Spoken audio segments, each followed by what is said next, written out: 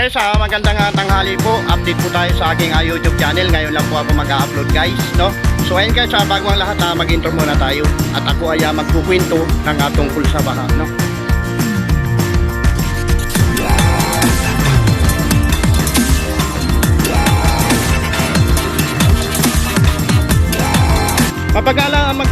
Mapagpalang tanghali guys, at ito po yung epekto ng baha. Marami pong sasakyan ang mga nalunod sa baha guys, sa hindi po inaasahang pagragasa ng dulot ng ulang malakas at bagyo, no?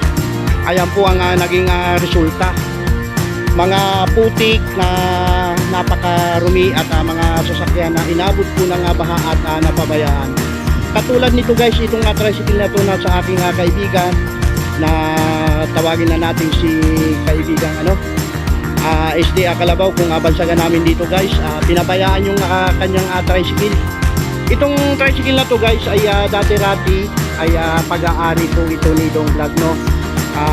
Yun nga, sa kadahilan ng tayo ay nagipit sa pera, ibininta po natin ang tricycle na to, body number 156, nakapangalan sa aking misis, no? So ayan guys, at mainit na ang panahon ngayon, kaya lang marami pong nasalanta na ng bagyo na tungkol sa pagragasa ng napakalakas na ulan at baha at dulot ng ulan, sunod-sunod na ulan na talaga guys. Sinasabi nila guys, mas matindi raw po ang perwisyong nangyari na to ngayon kisa noon sa nakaraang bagyong Undoy. Kung naaalala nyo guys, yung bagyong Undoy ay lubog po ang Valenzuela City. So ngayon muli po tayong sinubukang muli ng bagyong ito, at yun nga ay buti na lang guys ay puro ulan lang po ang nangyari at baha, no?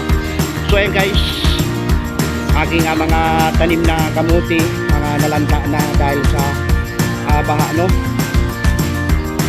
Nagkalat yung mga maiitim na langis dito, at itong aming bilahan ay putik pa dito. Ayun guys, parado yung kanal at hindi umaabanti yung tubig, no? Ayan. Ito guys, nakapila tayo ngayon dito. Ayan, at namamasada na. Kapon guys ay namasada na tayo. At ito namang aking motor ay naisalba rin po natin, at nakaandar din naman kagad, pero inabot ko ito ng lubog.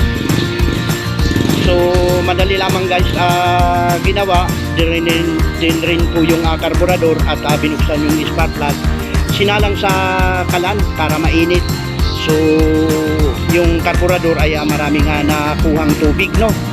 At yun, hindi naman po natin hindi naman namuti yung langis, kasi idinaan natin sa baha ay hindi po siya namuti yung langis, kaya hindi po tayo nagpalit ng langis, no? At bago pa naman itong change oil yung aking yan ang aking tricycle na CB125 na medyo luma na rin. So yan guys, no, ang kaganapan dito ngayon sa may Valenzuela, at tuloy-tuloy na rin ang hanap buhay, kaya kahit na baha pa dito at marumi pa yung dadaanan natin. Ayan. Ayan guys. Dito guys ay maraming nakuha kaming dito kanina, sisto na kuha dyan sa malinis pa naman yun, at lilinisan lang, at nagati-hati kami guys, no? So ayun guys, yung dulot ng bagyo, marumi. Ayan, mga barado pa kasi kanal. Maraming mga motor ang tumirik, at yun mga nag-change oil ngayon. Maraming nasagasaan ng bagyo, at maraming naapektuhan. Marami rin dito sa palengke na nabasa yung bigas. Sako-sakong bigas ang nabasa, at yun nga ay nakakuha tayo ng 2 sakong bigas.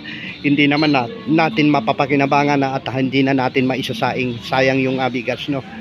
So yan guys, no? Yan.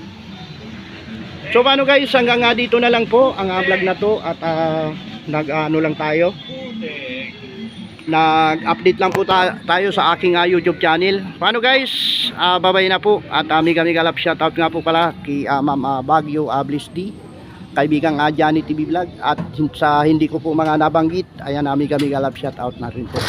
Bye-bye na po, bye-bye na.